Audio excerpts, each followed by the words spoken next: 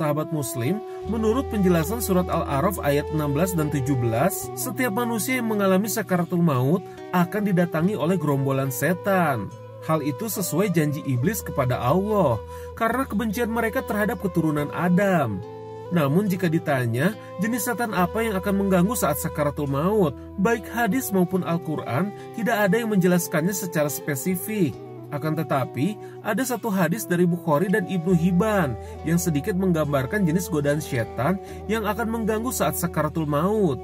Berikut bunyi hadisnya. Nilai amal ditentukan keadaan akhirnya. Artinya, setan yang akan diutus iblis tentunya tergantung keimanan kita.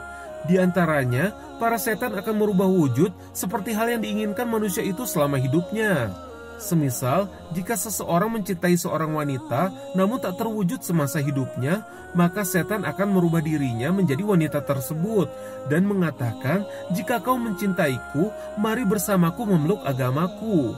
Jika kita berhasil menghadapi godaan tersebut, maka setan yang lebih tinggi ilmunya akan diutus dan memberikan godaan yang lebih hebat. Contohnya setan yang mengganggu Imam Ahmad, salah satu penulis hadis terbanyak. Menurut keterangan sang anak, ketika Imam Ahmad sedang sakaratul maut, beliau berteriak, "Tidak, tidak, saya masih jauh." Lalu sang anak bertanya, "Apa yang ayah lihat?"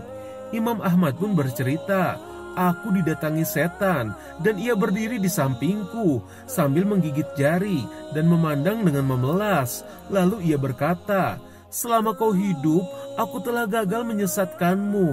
Keimananmu sungguh luar biasa.'" Tentu saja, setan ingin Imam Ahmad wafat dalam kehinaan dan su'ul khotimah karena merasa ujub dan sombong atas ilmu dan keimanan beliau. Nah, sahabat Muslim, meski kita bukanlah ahli hadis atau waliullah, namun ada amalan-amalan yang bisa menyelamatkan kita di saat sakaratul maut. Untuk lebih jelasnya, mari kita simak pemaparan berikut. Kali ini ada pertanyaan yang menyebutkan bahwa, "Ustadz, bagaimana caranya agar supaya sakaratul maut itu tidak sakit?"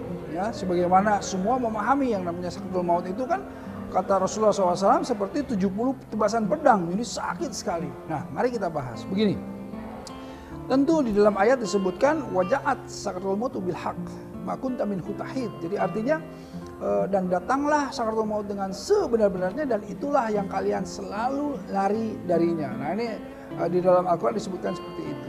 Jadi intinya adalah manusia memang selalu menghindari yang namanya maut. Kenapa?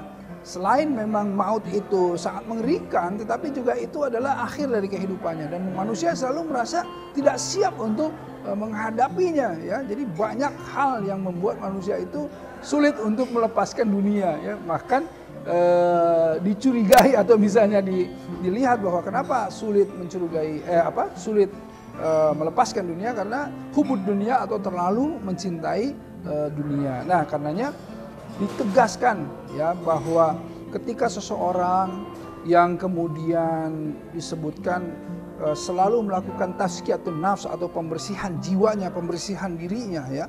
Ini yang melakukan kalau dalam ayatnya ala bizikrillah tatmainul qulub, yang selalu berzikir dan mengingat Allah agar supaya hatinya menjadi tenang. Inilah yang masuk ke dalam ya ayyatuhan nafsul mutmainnah, jiwa-jiwa yang tenang.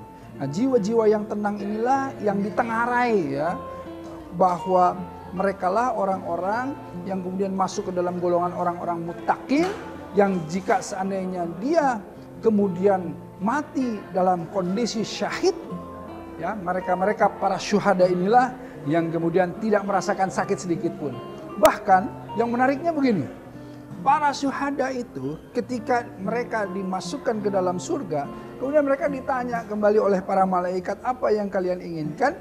Jika berkenan, kata para syuhada itu, hidupkan aku kembali ke dunia dan matikan aku dalam keadaan atau kondisi syahid. Coba bayangkan. Jadi betapa nikmatnya bagi para syuhada untuk mati dalam keadaan syahid. Makanya mereka meminta bahwa kalau boleh dihidupkan lagi, dimatiin dalam kondisi syahid gitu ya. Nah, ini jadi intinya yang namanya mati syahid itu betapa nikmatnya gitu. Nah, itulah tadi menjawab pertanyaan bagaimana caranya supaya kemudian tidak sakit, ya mati syahid. Tapi mati syahid bagaimana caranya? Mati syahid itu tidak kemudian melulu harus masuk dalam peperangan jihad fi sabilillah dengan berperang, bukan. Jihad fi sabilillah atau bersungguh-sungguh di jalan Allah itu dengan apa? Dengan mencari nafkah yang halal dan thayyiban, dengan mengurus keluarga yang baik, dengan bersungguh-sungguh ya.